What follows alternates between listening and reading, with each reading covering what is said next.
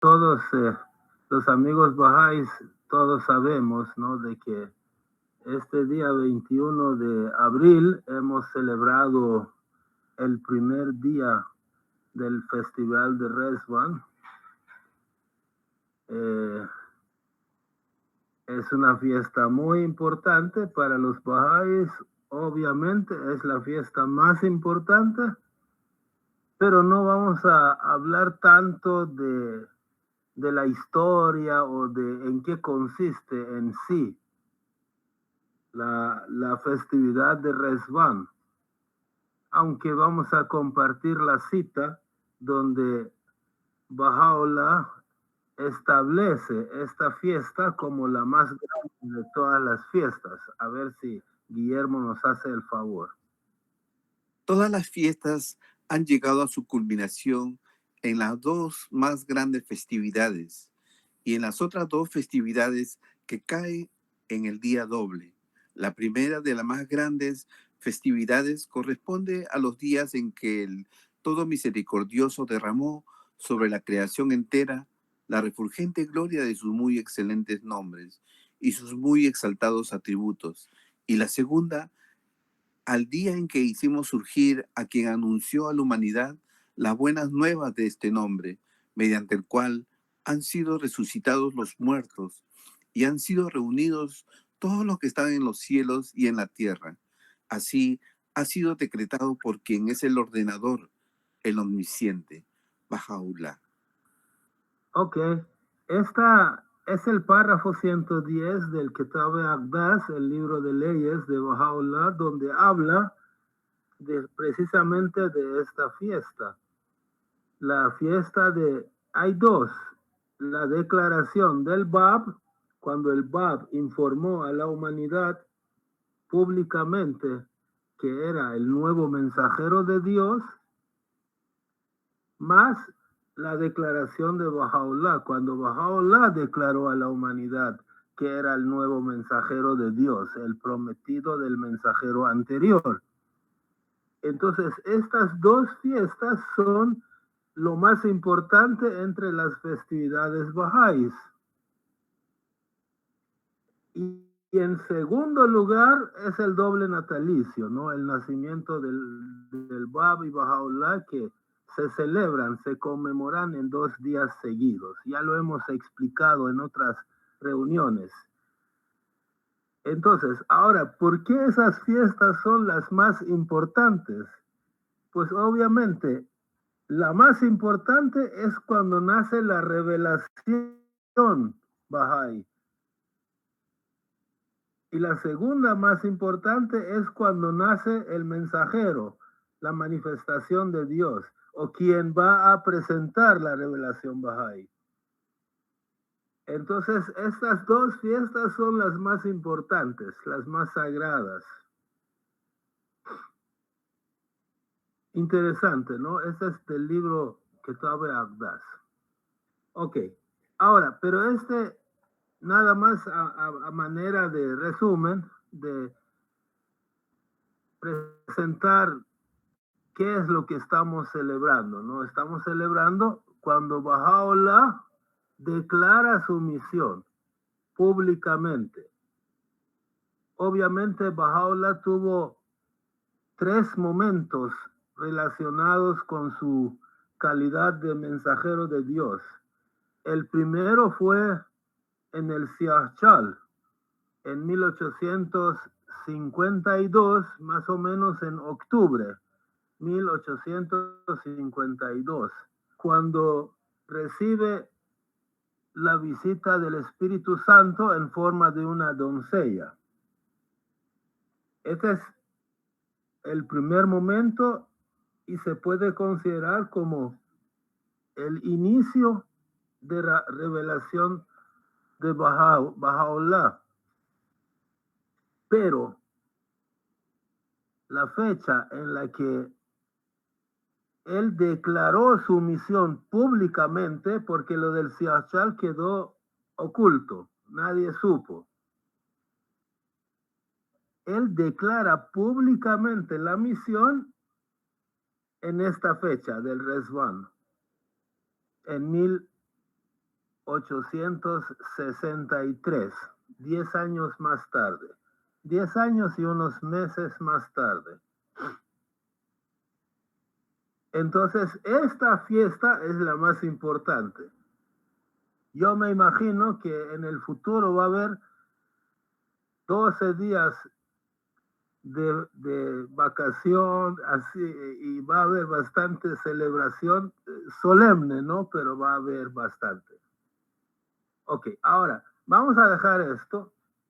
Vamos a ver 3 puntos que Baha'u'lláh cambió drásticamente. 3 puntos, 3 leyes, 3 cosas que Baha'u'lláh retocó bastante.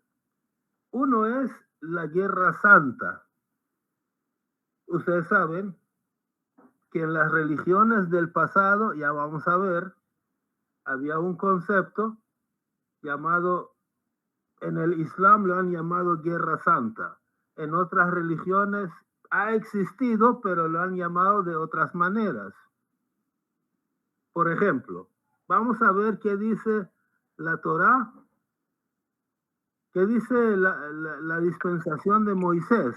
Después vamos a ver también qué dice el Corán al respecto, ¿no? Sobre cuando los feligreses, los fieles, tienen que ir a la guerra para defender a su gente y para defender la fe. Veamos.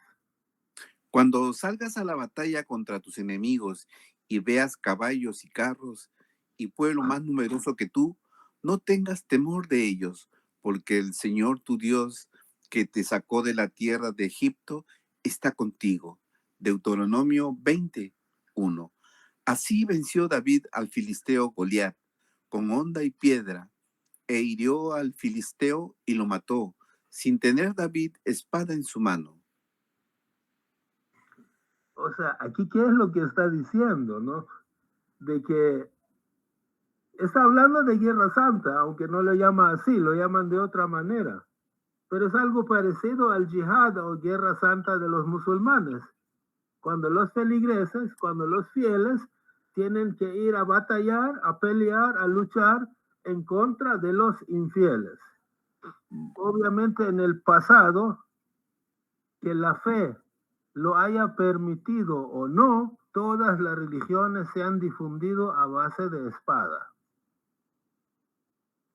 Ya vamos a ver más adelante, ¿no? Que así ha sido.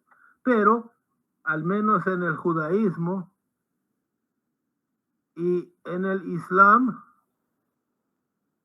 han sido conceptos permitidos. Veamos qué dice el Corán, por ejemplo. Y cuando salieron contra Goliat y sus soldados, dijeron: Señor, infunde en nosotros paciencia, afirma nuestros pasos, auxílianos contra el pueblo infiel. Y les derrotaron con permiso de Dios. David mató a Goliat y Dios le dio el dominio y la sabiduría y le enseñó lo que él quiso. Si Dios no hubiera rechazado a unos hombres valiéndose de otros, la tierra se habría ya corrompido, pero Dios dispensa su favor a todos. Yo entiendo que aquí está justificando, ¿no?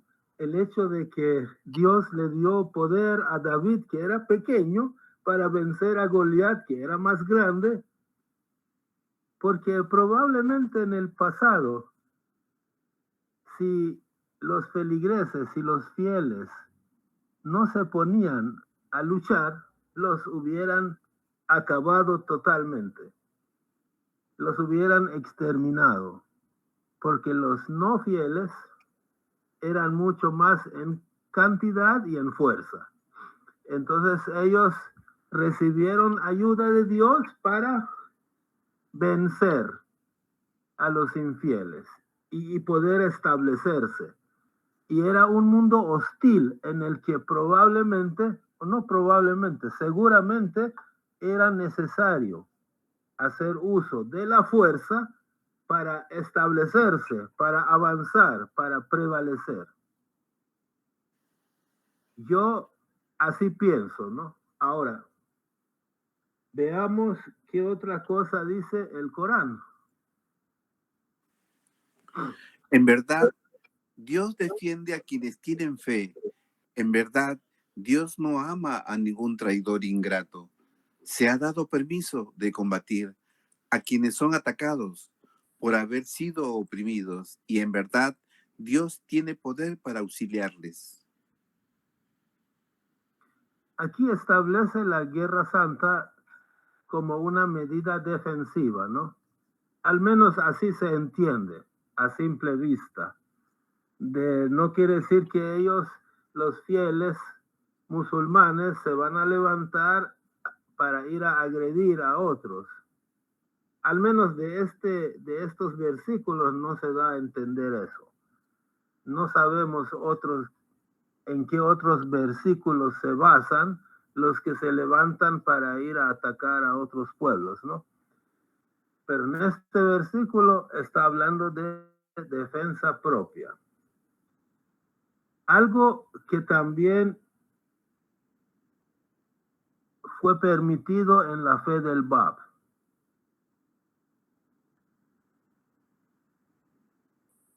El Bab permitió a sus fieles, a sus creyentes, luchar estrictamente, únicamente en defensa propia.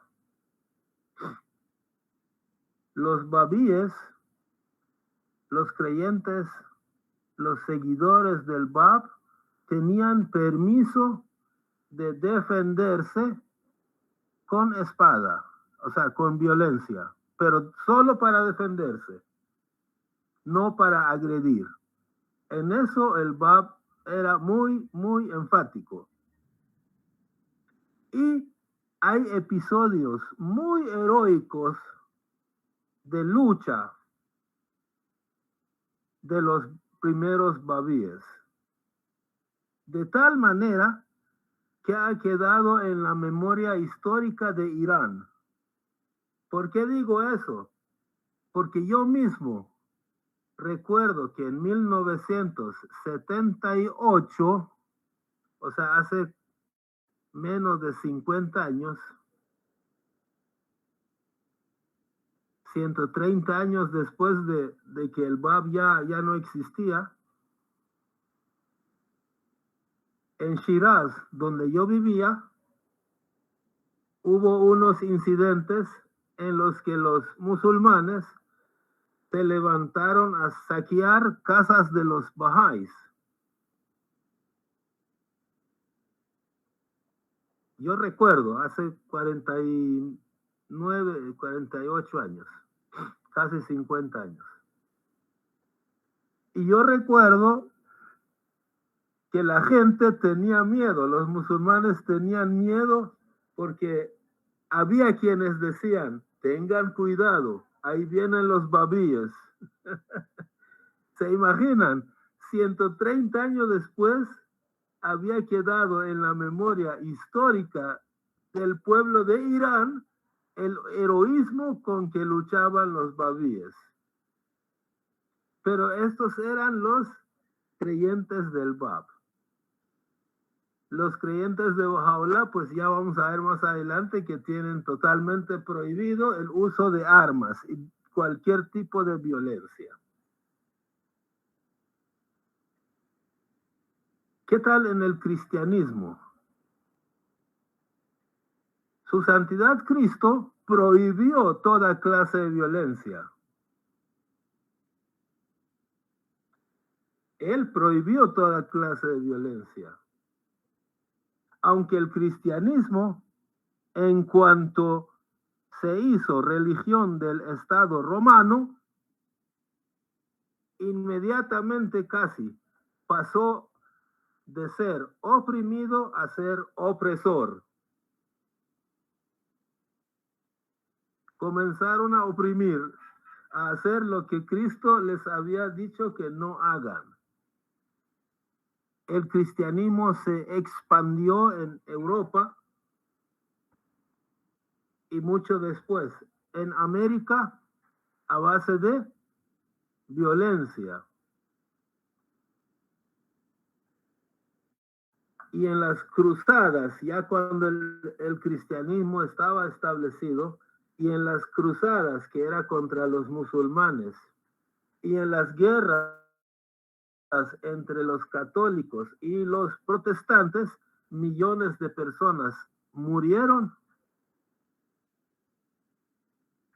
en manos de los cristianos. Y también millones de los cristianos fueron asesinados en manos de musulmanes, ¿no? Porque era una guerra. Pero a lo que voy es que Cristo buscó la paz y sus creyentes establecieron su fe en el mundo a base de violencia. Entonces, este es el primer punto que íbamos a ver. El segundo punto.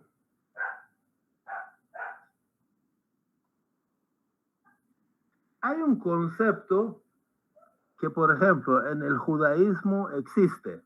En la Biblia, Antiguo Testamento, este concepto existe. Y es el concepto de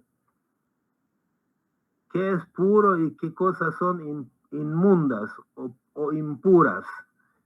Los dos términos se pueden utilizar, ¿no? Puro e impuro, limpio e inmundo. Vamos a ver un par de versículos donde aparecen esos conceptos. Y hay mucho más. Aquí hay uno del Antiguo Testamento y hay uno del Corán, donde habla de ese concepto de inmundo o impuro. Y el cerdo, ¿por qué, aunque tiene pezuña dividida, formando así un casco hendido, no rumía? Será inmundo para vosotros. No comeréis de su carne ni tocaréis sus cadáveres. Serán inmundos para vosotros. Levítico 11, del 7 al 8. Oh creyentes, en verdad los idólatras son impuros. Corán del 9:28. En realidad, la fe judía y la fe musulmana, el judaísmo y el islam, como ya lo hemos dicho en otras ocasiones, son dos sistemas bastante parecidos. Tienen leyes muy similares. Entre todas las leyes similares que tienen es la codificación, la clasificación de la comida, los animales, los actos, los fieles, los infieles. Entonces tienen en común, ¿no? Que, por ejemplo, tal animal es impuro o inmundo, no se puede comer.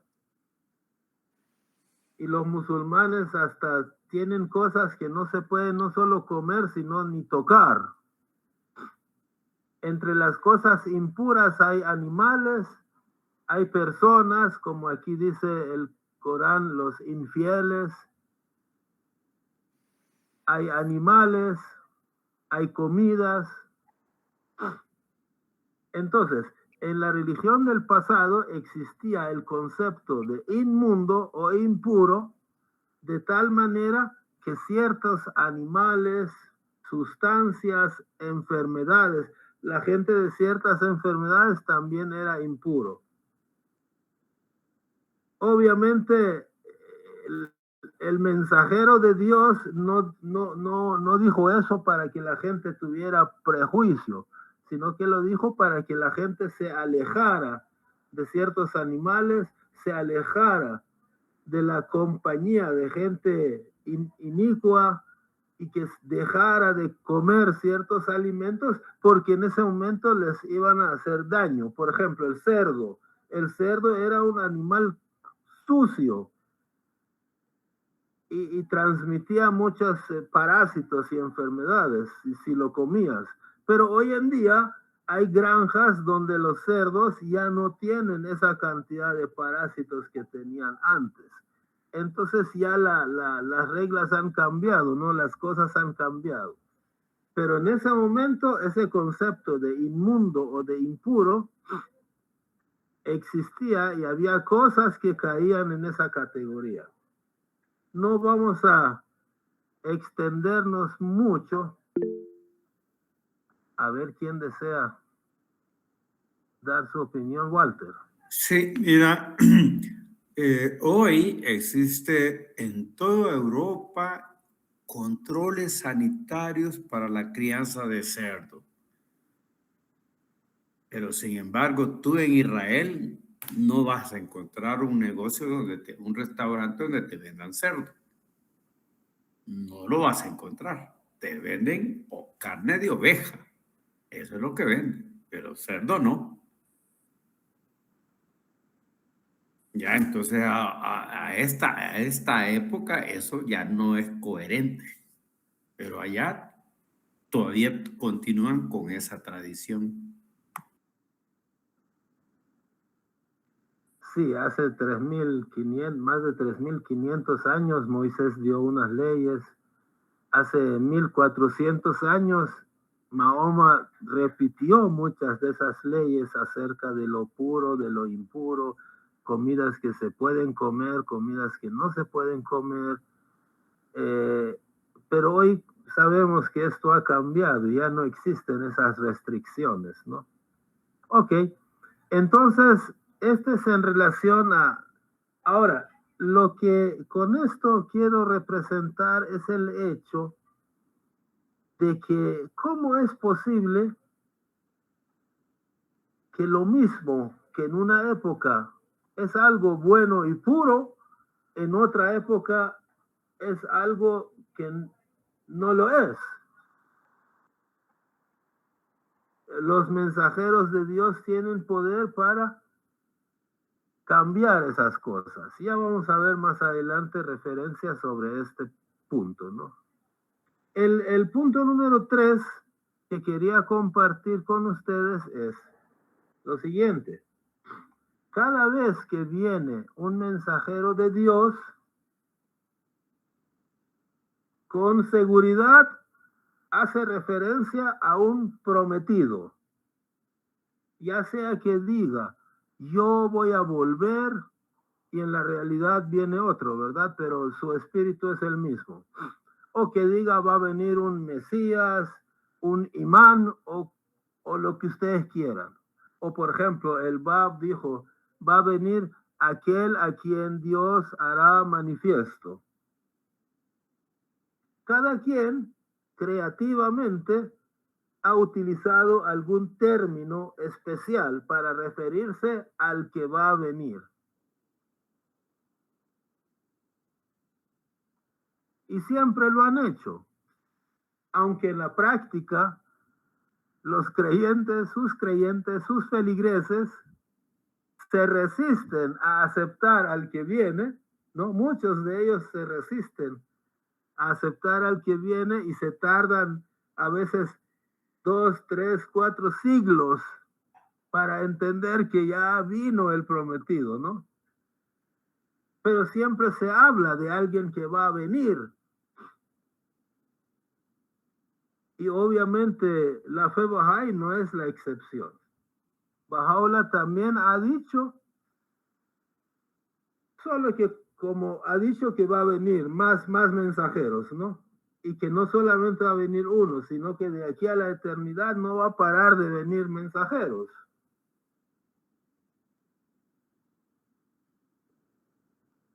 Estos días no se enfatiza mucho estas enseñanzas porque acaba de comenzar la revelación Bahá'í. Falta todavía mucho, ¿no? Para que venga. Entonces, en resumen, hemos visto 3 cosas, ¿no? 1, el concepto de guerra santa y el uso de la fuerza, de la violencia, para hacer como proselitismo agresivo. O sea, aumentar el número de la feligresía con violencia, a la fuerza, como en las religiones del pasado. El segundo punto que vimos, que las cosas tienen un significado. Unas cosas son buenas, malas, puras, impuras, limpias, inmundas, ¿no? Por ejemplo, los infieles generalmente han sido impuros. Y lo otro es acerca de la sucesión, ¿no? Que siempre un mensajero de Dios habla acerca de alguien que va a venir en el futuro y le da un nombre creativo. Pero muchas veces ese nombre que le da hacen que la gente se confunda. Pero esos son los 3 puntos que quería ver. Ahora, cuando Baha'u'lláh declara su misión en 1863 en Bagdad, en Irak, él mismo dijo más adelante que 3 cosas sucedieron ahí, en esa ocasión. 3 cosas ocurrieron en esa fecha, alrededor de esa fecha del Reswan de 1863. De esas 3 cosas, la primera es esta, que Baha'u'lláh definitivamente y por siempre prohíbe el uso de la violencia, guerra santa, portar armas con el fin de pelear, no luchar, para promover la causa, para promover la fe. Este es un cambio muy importante en la forma de proceder en la fe, porque todos los mensajeros del pasado hayan dicho lo que hayan dicho, así por ejemplo, Mahoma y Moisés permitieron la defensa con guerra, con armamento. Cristo no lo permitió, pero tanto judaísmo como el cristianismo como el islam avanzaron en el mundo con violencia, entre otros métodos, ¿no? Pero Baha'u'lláh dice, ya basta, suficiente, ya no. Esta es una de las declaraciones que hace Baha'u'lláh. Sabe que hemos anulado la regla de la espada como ayuda a nuestra causa y la hemos sustituido por el poder nacido de la expresión de los hombres.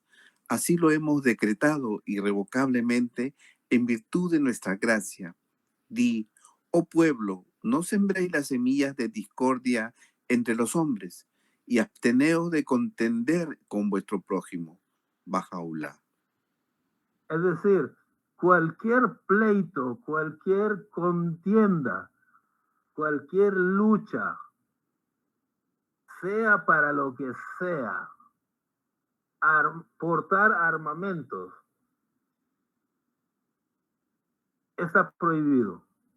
Obviamente Baha'u'lláh en los lugares donde hay vandalismo, ladrones, asesinos, permite que los amigos, o sea, cuando no hay fuerza pública, no hay policías, por ejemplo. Yo vivo en una aldea a 5,000 kilómetros de la civilización y no hay quien me vaya a defender. Entonces, en esos casos permite que yo haga uso de cierto tipo de armas para defensa, ¿no? Pero en general, por ejemplo, aquí donde yo vivo, no necesito eso, ¿no? Hay policías, hay seguridad, entonces prohíbe el uso del arma para el uso mío y también prohíbe que yo agarre arma y vaya a pelear con otras personas, con otro pueblo, con otro país, ¿no? Lo prohíbe. Todo tipo de violencia, mucho menos que yo utilice armas para enseñar la fe de Baha'u'lláh a otras personas, a la fuerza. No lo permite. Aquí va otra cita. En verdad que Baha'u'lláh encomienda a todo Bahá'í el deber de enseñar su fe. Sin embargo, al mismo tiempo se nos prohíbe hacer proselitismo. De modo que resulta importante para todos los creyentes comprender la diferencia entre enseñanza y proselitismo.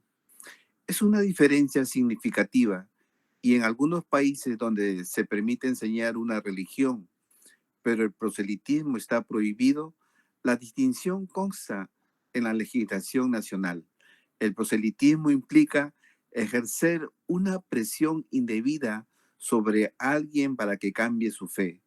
Además, suele entenderse que implica hacer amenazas u ofrecer beneficios materiales para inducir a la conversión. Casa Universal de Justicia. Entonces, aquí la Casa Universal de Justicia, y no es la única cita donde habla de proselitismo, ¿no? Está indicando que en la fe de Baha'u'lláh cualquier tipo de proselitismo está prohibido. O sea, no solamente proselitismo a base agresivo, que es a base de armas. El proselitismo no es solo usar armas. Por ejemplo, si yo tengo un vecino y le estoy enseñando la fe y a cada rato le digo, hermano, ¿cuándo llena su tarjeta?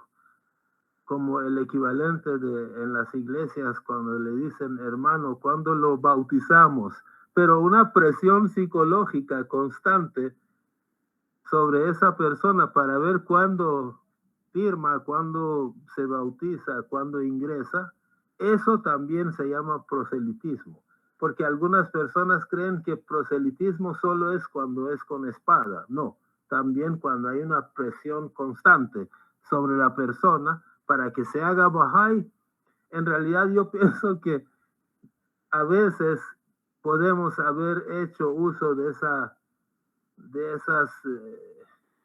artimañas psicológicas para inducir a que una persona, yo no sé, no puedo juzgar, ¿no? Pero pienso que puede haber sucedido, no con armas, pero con presión psicológica. Yo me acuerdo una vez, anécdota, ¿no? Una vez por WhatsApp me mandaron el número de una señora que quería hablar sobre la fe, conocer sobre la fe Bahá'í. Entonces vine yo, así como esta reunión que estamos teniendo ahora, le mandé un enlace de Meet para tener una reunión virtual solo con ella.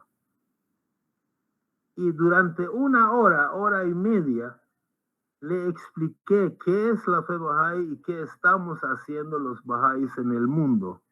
Le hablé del sistema educativo, de los libros, de las clases de niños. Y cuando al final le hablé de los libros y las clases de niños, ella dijo, yo quiero hacer eso, yo quiero pertenecer a eso.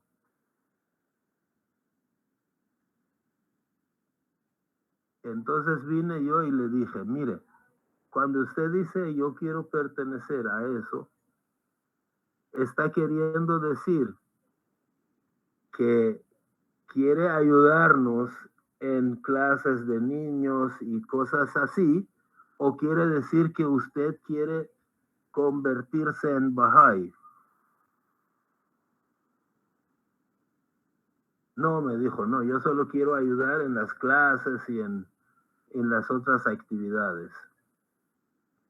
Y perfecto, no le hice llenar su tarjeta. Y cuando le conté a la persona que me la había presentado, me dijo, ay, Kurosh, 90% de los amigos Bahá'ís ya le hubieran hecho llenar su tarjeta. Pero a mí no me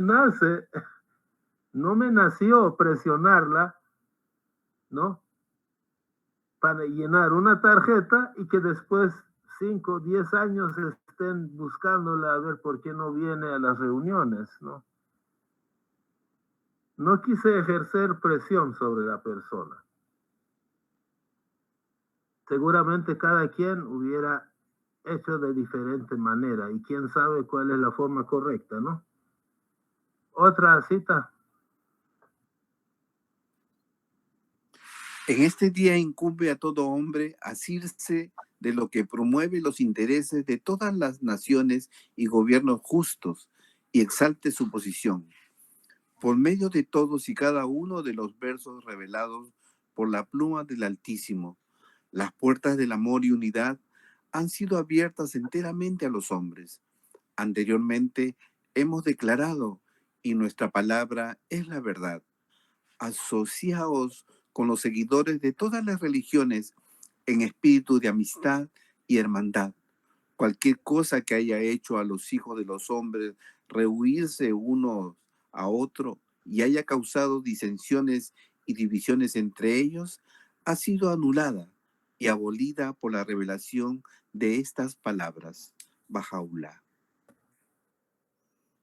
Entonces, en esta fe, ya no es de que la persona que no cree en Baha'u'lláh es una persona impura. No existe ese concepto. O el hecho de que yo le voy a dejar de hablar solo porque esa persona no acepta la fe Bahá'í como la última fe que ha enviado Dios. ¿Correcto? Entonces, debemos asociarnos con todos los seguidores de todas las religiones con un espíritu de amistad y hermandad. Ahora, también, si una persona nos puede hacer daño, debemos alejarnos, pero no por ser de otra religión, sino por otras causas. Pero por su religión no voy a dejar de asociarme con un vecino. Es más, yo tengo la obligación de enseñarle la fe, pero de una manera con moderación, con amor, con amabilidad. Y siempre que la persona esté interesada y sin ejercer presión de ningún tipo. Si la persona desea, acepta, bien. Si no, con mucho cariño, con mucho amor, no seguir molestándolo, no seguir presionándolo. Esa es la forma en que nosotros debemos proceder, o al menos como yo entiendo. ¿Algún comentario? Entonces, este es el punto número 1, ¿no? La forma en que para los bahá'ís es obligatorio, casi como que enseñar la fe, moralmente obligatorio, ¿no? Aunque nadie te pone pistola, pero es moralmente obligatorio, es una obligación del bahá'í enseñar su fe. Pero de ninguna manera debe ejercer presión para que la otra persona acepte a la fuerza, ya sea de armas o psicológico, ¿no? Ok. Esto es...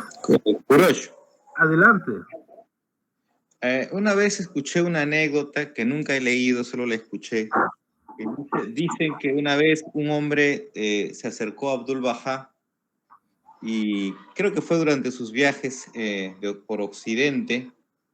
Creo que era un hombre oriental y estaba muy fascinado, ¿no? Con la forma como muchas personas se acercaban a Abdul Bahá y escuchaban. Y él le dijo que quería hablar con él así como solamente entre los dos y le dijo de que él quería ser Bahá'í y que Abdul Bahá le preguntó por qué quería ser Bahá'í y él le dijo, es que yo veo que usted lo rodea mucha gente y siempre está rodeado de gente y yo soy comerciante, yo creo que eso me podría ayudar a mí también. Y Abdul Bahá le dijo, es mejor para ti no ser Bahá'í. Y eso lo escuché como, no, como hace una anécdota, hace años. Por supuesto, nunca la he encontrado en ningún libro escrita ahí, solamente la he escuchado. Gracias. Gracias, Badi. Interesante, ¿no? Es posible, ¿no? ¿Quién sabe? Es posible. Yo no he oído tampoco, pero yo lo que sé, por ejemplo, es que una vez, cuando Abdul Bahá estaba en Irán, dicen, pero debió ser cuando tenía 8 años, ¿no? O menos. Dicen que había un musulmán, ¿no? Que su hermano se había hecho Bahá'í. Ahorita no recuerdo quién era el hermano, pero que le trataban de enseñar la fe y él no aceptaba. Entonces lo mandan con Abdul Bahá. Y cuando Abdul Bahá lo sondea, le dice, bueno, el resumen, ¿no? Le dice, ¿sabes qué? Tú no tienes hambre de saber de la fe Bahá'í. O en ese tiempo era Babí, creo. Tú no tienes hambre de saber sobre la fe. Entonces no te voy a hablar sobre la fe. Es como que yo invito a alguien a mi casa y le quiero dar a la fuerza comer algo y él no tiene hambre. ¿Cómo va a comer si no tiene hambre? Anda, vete, y cuando tengas interés en saber sobre la fe, vienes donde mí. Y justo eso sucedió, ¿no? El hombre se fue porque no tenía interés. Pero más adelante, según la anécdota cuenta, llegó a tener interés, regresó donde Abdul Bahá y Abdul Bahá le enseñó la fe y se convirtió, ¿no? Dice, en otra ocasión dijo Abdul Bahá que la fe de Baha'u'lláh es muy cara, no es algo para regalarlo a cualquiera, ¿no? Si tú estás interesado, nos tienes que buscar para que te demos la información acerca de la fe de Baha'u'lláh. O sea, no es algo barato para ir a repartirlo en la calle sin que lo hayan pedido. Algo así dijo, ¿no? Y es como yo pienso, que cuando tú regalas algo a alguien que no está interesado, se abarata. Mejor ofrecerlo cuando alguien realmente desea. Ok, entonces esto era el número uno, ¿no? Es muy importante para los bahá'ís no hacer proselitismo, ni psicológico, ni mucho menos agresivo, mucho menos. Ni pelear con nadie, a ver quién tiene la razón, ni entrar en disputas. Simplemente, si la persona está interesada, se le ofrece la información, con mucho amor. Si quiere, bien. Si no, pues dejarlo en manos de Dios, orar y ya no seguir molestándolo, ¿no? Ok, este era el punto número uno. El punto número dos, dijo Baha'u'lláh que en ese momento del resván, o sea, del inicio de su misión pública, se infundió un nuevo espíritu, una nueva capacidad a todas las cosas creadas.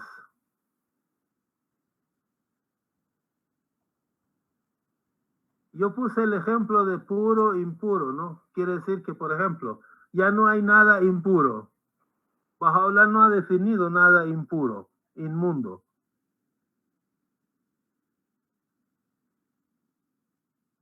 Porque lo que antes era impuro, hoy ya se le infundió la pureza, ¿no? Se purificó. Cada cosa creada ahora tiene un propósito nuevo.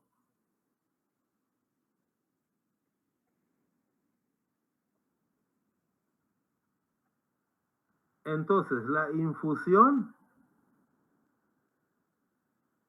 cuando se presenta Baha'u'lláh en el mundo, o también cualquier otra revelación, ¿no? Moisés, Jesús, Mahoma, Baha'u'lláh, cada vez que se presenta una nueva revelación divina, en el momento en que inicia su misión, cada quien lo ha tenido bajo diferentes circunstancias, ¿no? Pero en el momento en que inicia la misión de ese nuevo mensajero, las reglas, las leyes cambian. Es como que ese mensajero vuelve a crear todas las cosas. En realidad no vuelve a crear las cosas en sí, sino redefine todas las cosas, como que infunde un nuevo espíritu en todas las cosas. Kurosh. Sí, adelante. Voy a leer una cita que se encuentra en Los Rompedores del Alba. Estad agradecidos a Dios por haberos permitido reconocer su causa. Quien quiera que ha recibido esta bendición, antes de ser aceptado, debe haber efectuado alguna acción que, aun cuando él mismo no se dio cuenta de su carácter, fue designada por Dios como un medio por el cual ha sido guiado a encontrar y a abrazar la verdad. Bahá'u'lláh. Gracias, muy amable. Ahora vamos a ver en el Aqdas qué dice Baha'u'lláh mismo al respecto. Asimismo, como dádiva de su presencia, Dios ha abolido el concepto de impureza, por el cual diversas cosas y pueblos han sido considerados impuros. Él es ciertamente quien siempre perdona, el más generoso. En verdad, todas las cosas creadas fueron sumergidas en el mar de la purificación en ese primer día de Ridván, cuando derramamos sobre toda la creación los esplendores de nuestros excelentísimos nombres y nuestros exaltadísimos atributos. Esto es verdaderamente una muestra de mi amorosa providencia que ha rodeado a todos los mundos. Asociaos, pues, con los seguidores de todas las religiones y proclamad la causa de vuestro Señor, el más compasivo. Esta es la corona misma de las obras, si sois de los que entienden. Baha'u'lláh. Entonces, es interesante, ¿no? Que lo que antes era inmundo, impuro, hoy ya no lo es. Obviamente eso no quiere decir que yo voy a ir a agarrar una cosa infectada con bacterias y me lo voy a comer. No es eso, sino el concepto impuro. Me tengo que cuidar, sí. Está sucio, pero no es impuro, no es inmundo por naturaleza. Porque todas las cosas han sido creadas por algo bueno y tienen una función buena si se usan en el momento correcto y de la manera adecuada.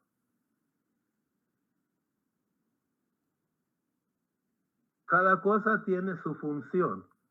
Y una persona que no era Bahá'í, pero defendía la fe Bahá'í, decía que solo esa afirmación de Baha'u'lláh también es algo ecológico. Es decir, todas las cosas, los árboles, los animales, víboras, alacranes, todos no son malos. Todos son buenos y hay que protegerlos. Solo que cada cosa en su lugar. Tú no vas a poner un árbol de naranja en medio de la sala, por muy bueno que sea el árbol de naranja, lo pones en tu jardín. O por ejemplo, una víbora, una culebra. Antes veían una culebra, la mataban. Hoy no. Hoy ven una culebra, la reubican. Porque la culebra no es impura, no es mala, no es nefasta, es algo necesario para la naturaleza, pero no aquí, en mi sala, sino que allá en su hábitat. Entonces, esa afirmación de Baha'u'lláh, según ese señor prominente que defiende la causa Bahá'í, pero no es Bahá'í, es una de las afirmaciones que más defiende la ecología, por ejemplo, etcétera. ¿Algún comentario? Ahora, bueno, hay... Adelante. Sí, a ver, por ejemplo, tal vez en el cristianismo pueda entenderse de esta forma, ¿no? Lugares que han estado asociados con prácticas de brujería, ¿no? Para un cristiano católico protestante promedio, es un lugar maldito, es impuro. Es decir, si ahí ha vivido un brujo, un chamán, alguien que hacía amarres o cosas por el estilo, un cristiano devoto promedio verá ese lugar como un lugar impuro. Ya, para un Bahá'í, ahora a la luz de la revelación de Baha'u'lláh, no existe eso. O sea, simplemente si el lugar está sucio hay que pues, pasarle balde, manguera, limpiarlo bien si alguna cosa ahí infecciosa se dejó, pero el lugar no es impuro, no hay cosas impuras. No sé si mi comentario va por ahí, como sé lo que se quiere decir. Perfectamente por ahí. Yo quería comentar algo también. Hubo un sacerdote, un hombre muy simpático, muy agradable, padre Carreira, astrofísico, un científico, pero sacerdote al mismo tiempo. En un comentario que hizo sobre un tema que trataba sobre los temblores y terremotos, y él dijo, a pesar de que son terribles y hay muertes y destrucción, los terremotos son necesarios porque la energía acumulada en el subsuelo, ¿no es cierto?, por cuestiones geofísicas, tiene que en algún momento soltarse hacia arriba, o sea, son necesarias. A pesar de que puede crear muerte y todo eso, esa cosa que aparentemente es mala es necesaria, no se deben evitar. Si se pudiera evitar, no se debe evitar para evitar males mayores. Imagínense ustedes que una cantidad de temblores se dejen de existir y que se concentre en un punto y en un tiempo determinado. Ya no van a ser varios temblores, van a ser un terremoto catastrófico, ¿no es cierto? Entonces, así las cosas que, dependiendo cómo se mire, que aparentemente son muy malas porque causa pesares y todo, son absolutamente necesarias en un mundo físico que tiene sus leyes naturales que tienen que irse amoldando a la situación y funcionando como han sido creados para eso, ¿no? Eso es lo que él sostenía, ¿no? Gracias. Totalmente de acuerdo, totalmente. También con Badí. Yo creo que los comentarios van bastante con el tema, ¿no? El hecho de que, por ejemplo, hay un león. ¿El león es bueno o malo? Es buenísimo, pero allá, en la selva, yo no me voy a meter a un lugar, al hábitat del león, y acariciarlo, porque me va a matar, me va a comer posiblemente. Pero no por eso el león es impuro. No por eso el león es malo. Ni las moscas, los alacranes, las víboras no son malos. Pero yo no me voy a ir a acercar a ellos, porque o me muerden, o me pican, o me ensucian, o me enferman. Pero tienen su función buena en la naturaleza. El problema es la ubicación.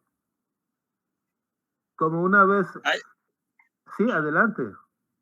Gracias. Ahora que me hace recordar, hay un hecho curioso que pasó en el año 1962, cuando el gobierno de China, el señor Mao Zedong, para mantener una producción de trigo máxima, ¿no?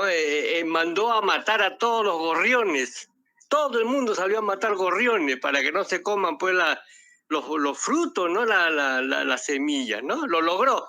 Mató una gran cantidad de gorriones que las moscas y los microbios, que eran los alimentos de los gorriones, al no tener un depredador natural, arrasaron con toda la producción y hubo una hambruna que provocó la muerte decenas, no, cientos de millones de chinos que murieron de hambre por intervenir en la ley natural, ¿no?, de compensación de la cadena alimenticia. Él quiso corregir un mal y creó un mal inmensamente superior.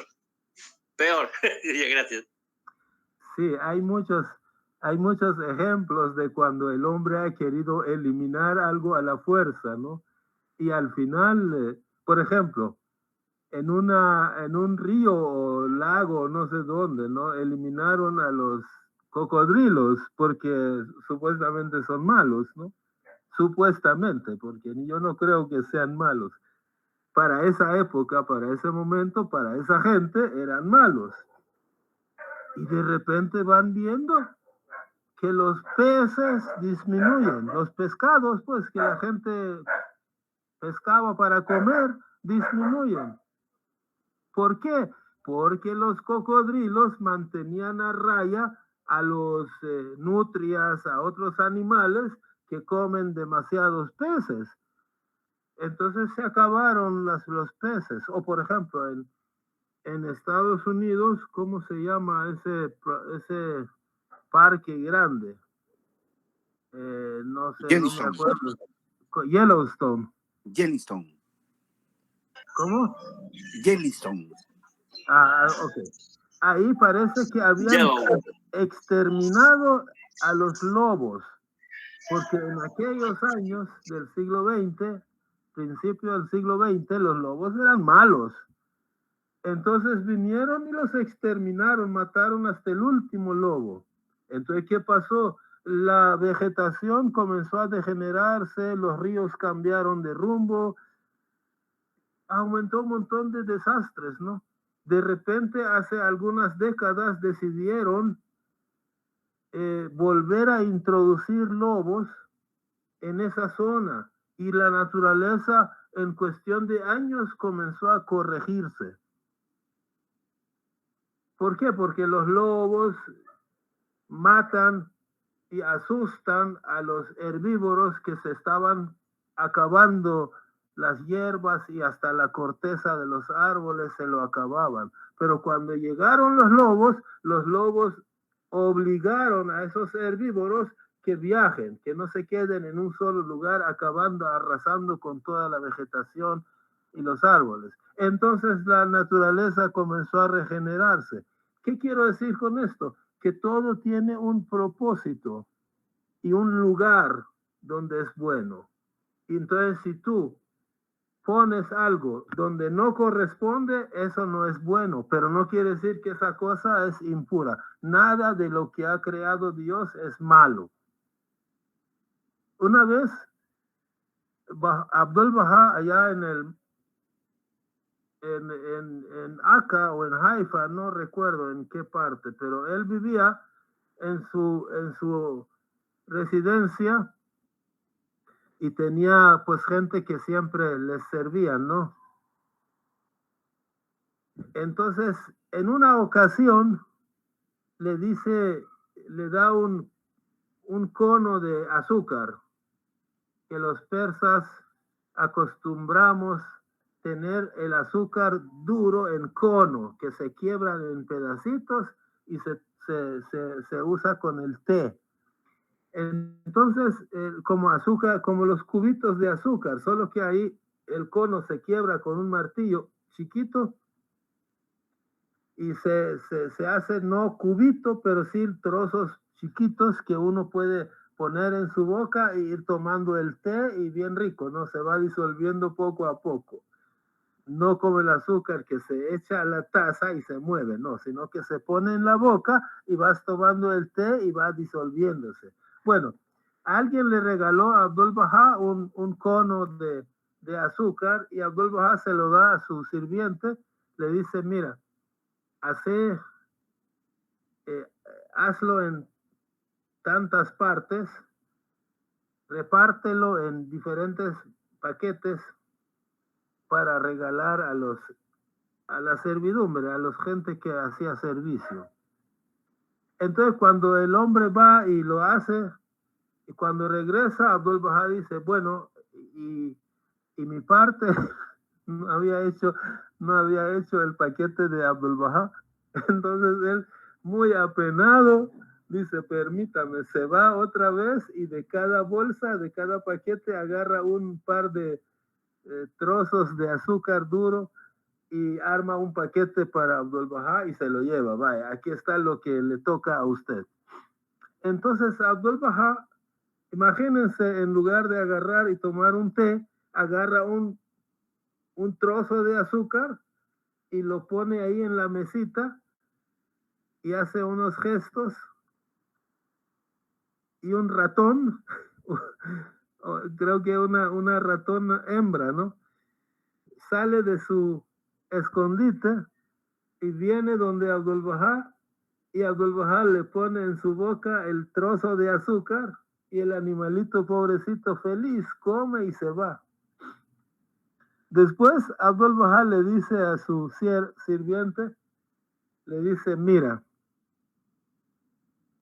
me haces el favor de atrapar a este animal, pero cuidadito, no vaya a sufrir violencia, no vaya a lastimarse el animal. Lo atrapas y me lo traes. Y el hombre decía, pues, ¿por qué no matarlo, no? Pero Abdul Baha, era Abdul Baha, le dice, lo atrapas, cuidadito, no lastimarlo, y me lo traes. Después, cuando lo hace, le da la instrucción que vaya al campo en tal lugar, por favor, lo liberas, porque ese animal está preñada, está esperando crías, y aquí en mi cuarto no hay condiciones para criar. Entonces lo vas a soltar en la naturaleza para que esté en su hábitat donde pueda encontrar comida. Entonces yo pienso, ¿no?, que eso es el concepto de reubicación que actualmente están haciendo. Actualmente en Australia, en África, en Asia, en diferentes países, en Brasil, cuando tú ves una culebra en tu casa, en muchos lugares lo matan, pero en otros lugares no lo matan, no lo tocan. Llaman a un número, viene un experto, atrapa al animal, se lo lleva y lo suelta en su hábitat, donde es bueno que esté. Entonces, quiere decir que no hay un animal, no hay una persona impura por naturaleza, que tengamos que eliminarla, ¿correcto? Ok, ahora vamos a ver que no solo Baha'u'lláh, sino también cuando Cristo suspiró en la cruz, también infundió un nuevo espíritu en el mundo. Veamos qué dice Baha'u'lláh acerca del martirio de Cristo. Sabe que cuando el Hijo del Hombre exhaló su último suspiro y se entregó a Dios, la creación entera lloró con gran llanto. Sin embargo, al sacrificarse a sí mismo, una nueva capacidad fue infundida en todas las cosas creadas. Sus efectos, de los cuales dan testimonio todos los pueblos de la tierra, están manifiestos ahora ante ti. La más honda sabiduría que los eruditos hayan expresado, los más profundos conocimientos que mente alguna haya descifrado, las obras de arte que las manos más diestras han producido, la influencia ejercida por el más potente de los gobernantes, no son sino manifestaciones de la fuerza vivificadora liberada por su resplandeciente y trascendente espíritu que todo lo penetra. Baha'u'lláh. Interesante, ¿no? No sé si habían visto esta cita. O sea, el hecho de que Baha'u'lláh hable bien de Cristo, pues no es ninguna novedad, ¿no? Pero el hecho de que en el momento en que exhaló su último suspiro, como es un momento sagrado, simbólico y espiritualmente cargado, de tal manera que logró hacer una nueva creación con ese acto de sacrificio. Este es lo lo que es interesante para mí, ¿no? Que Baha'u'lláh asocia ese instante con un giro, con un cambio en el espíritu del mundo. En realidad, pues, todos los mensajeros de Dios, todas las revelaciones divinas hacen ese cambio que tú no lo ves. Por ejemplo, el Bab y Baha'u'lláh nacieron en las primeras décadas del siglo XIX, ¿no? 1817 y 19. Desde esas dos fechas comenzaron a aparecer en el mundo descubrimientos, inventos, no digamos desde en 1844, 1852, 1863, son fechas cargadas de espiritualidad en que ocurren cosas, cambios espirituales en el mundo. De tal manera que las cosas se redefinen, toman un nuevo espíritu. El mundo en general toma un nuevo espíritu, da un giro. Es un punto de inflexión para las cosas espirituales y las cosas intelectuales y materiales también. Entonces, ese momento muy importante para la humanidad, aunque no es algo que uno a simple vista pueda ver, pero en el futuro se analizará todos los sucesos que con ese momento de inflexión comenzaron a suceder y se hará mucho estudio, ¿no?, acerca de esto. Punto número 3. Baha'u'lláh declaró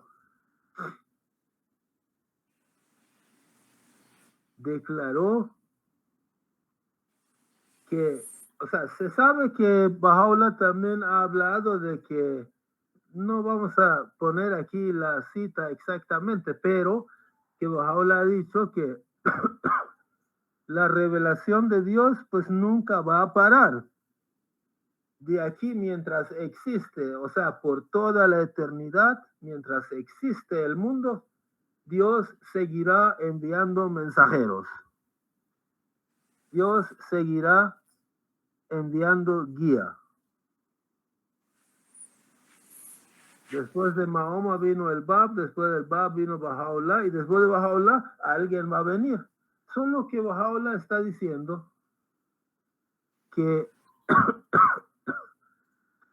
antes del término de 1000 años,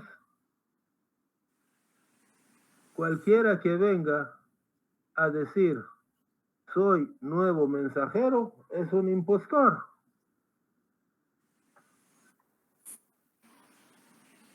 Veamos qué dice Baha'u'lláh mismo.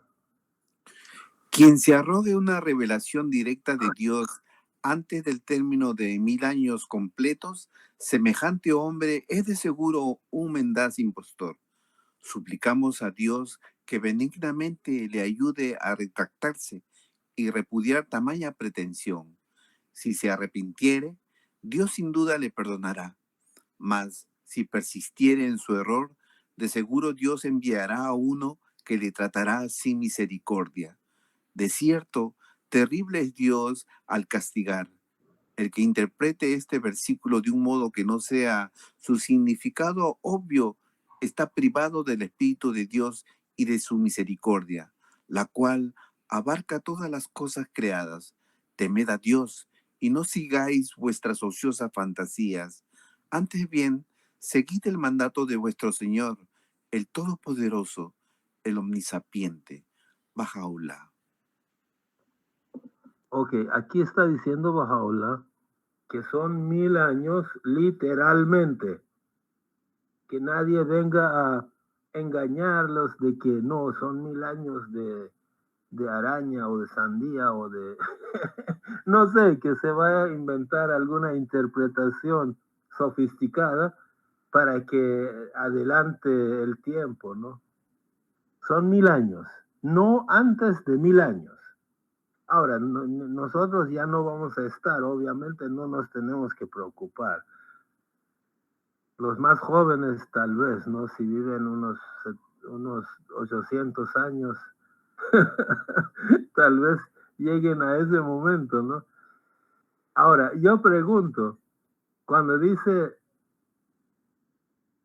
Baha'u'lláh que es literal, ¿no? No tiene interpretaciones sofisticadas. Pero me pregunto, ¿a partir de qué momento? 1000 años a partir de cuándo? ¿Saben?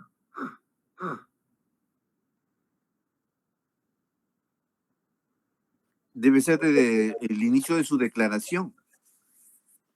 Podría ser, pero yo leí en una aclaración de la Casa Universal de Justicia que obviamente Baha'u'lláh tuvo 3 momentos en ese sentido, ¿no?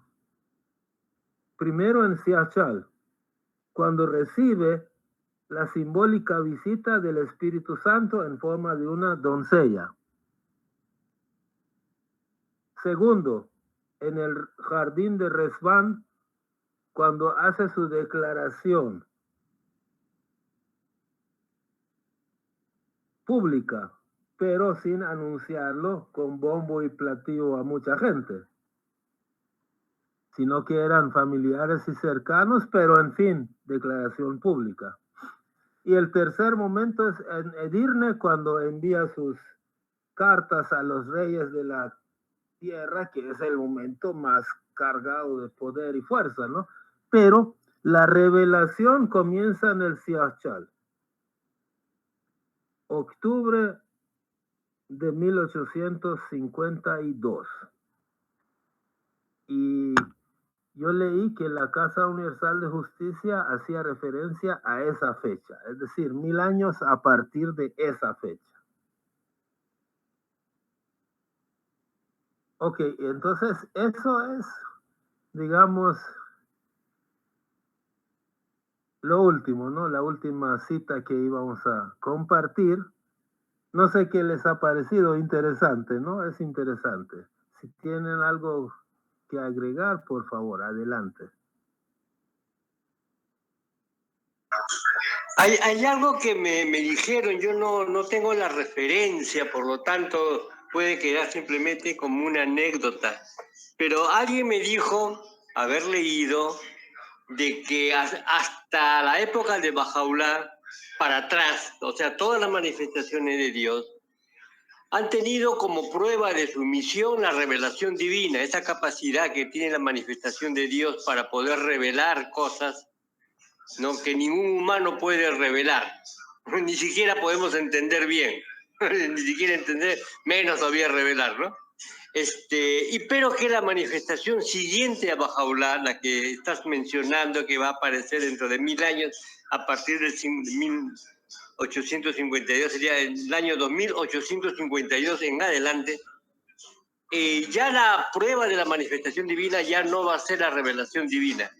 O sea, no el mensaje, sino a la capacidad de la manifestación de Dios de usar la capacidad de revelación como prueba principal o única de su divinidad. Bueno, eso me citaron el texto y todo, pero yo lo he olvidado. Voy a preguntarle a esta persona a ver si él todavía lo recuerda, dónde haberlo leído, ¿no? Pero quiere decir de que si esto es cierto, las pruebas que van a necesitar los creyentes, los Bahá'í del futuro dentro de 1000 años y la humanidad en general dentro de 1000 años va a ser de otro tipo. Ya no va a ser la que hemos tenido nosotros, la que tienen todavía los seres humanos ahora para reconocer a Baha'u'lláh, es ¿no? a través de entender la calidad y la profundidad de la revelación de la pluma de la bendita belleza, ¿no? Esa prueba parece que va a variar en el futuro, y yo no sé por qué,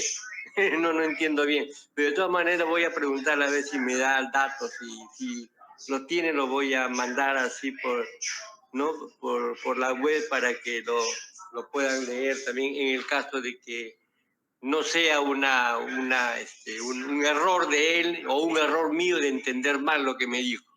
Ya, gracias. Ok, más bien gracias, Humberto. Sí, interesante. Yo no tengo mucha idea. Es más, como esto es un punto que, o sea, es bueno saberlo, ¿no? Es bueno estudiarlo. Siempre es bueno saberlo y estudiarlo, pero yo no tengo mucho conocimiento acerca de las cosas que ha dicho Baha'u'lláh acerca de la siguiente manifestación de Dios. Es decir, yo sé que va a venir, yo sé que el conocimiento tiene que seguir aumentando, que Baha'u'lláh no dijo todo lo que podía decir tampoco, así como Cristo no dijo todo lo que podía decir, Baha'u'lláh tampoco dijo todo lo que podía decir, y hay cosas pendientes que en el futuro van a exponer. Hubo un creyente también, Kurosh, hubo un creyente que curiosamente le preguntó a la Casa Universal de Justicia si en el momento que venga la siguiente manifestación de Dios, ¿qué haríamos los bajáis? Si la Casa Universal de Justicia va a decir tal persona es la manifestación de Dios, entonces palabra de Dios porque la Casa Universal de Justicia lo dice, o va a ocurrir lo de siempre, que va a dejar en libertad al creyente para que por su cuenta investigue, ¿no es cierto?, y encuentre la verdad por su esfuerzo personal. Entonces, dice que la respuesta de la Casa Universal de Justicia fue: eso se deja a manos del creyente, o sea, del investigador, ¿no?, de la persona que en ese tiempo, en el futuro, va a tener que hacer el mismo esfuerzo que han hecho todos los humanos en pensar sobre la nueva manifestación.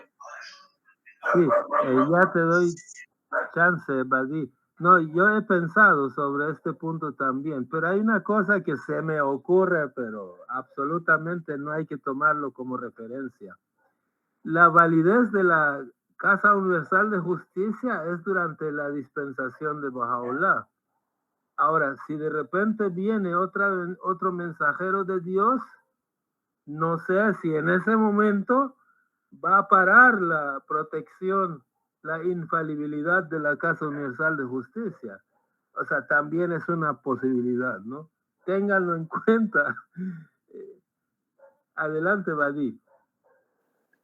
Sí, quería decir de que algo interesante que se ve a menos que veo en los escritos de Bahá'í, es de que a diferencia de lo que hay en las tradiciones judía, cristiana y no, las pocas referencias, que son pocas, que hay a una próxima manifestación de Dios, no hablan sobre que tenga que descender de alguien en particular. Es decir, tenemos las genealogías de los mensajeros de Dios antiguos que venían por Noé, que venían por Abraham, que venían por Ismael, que venían por Setura, ¿sí? Que venían por Isaac, que venían por uno de los hijos de Abraham que se fueron al oriente y ahí vino descendencia de hasta Baha'u'lláh, todo, ¿no? Es decir, pero algo así no hay en las profecías escasas que hay menciones de Baha'u'lláh a la próxima manifestación de Dios. Es decir, la próxima manifestación de Dios no tiene que descender de ninguna manifestación de Dios conocida, ni de Baha'u'lláh mismo, ni del profeta Muhammad. Es decir, podría ser un bosquimano, un esquimal, un chino, perfectamente. Así lo entiendo, hermano. Ok, gracias.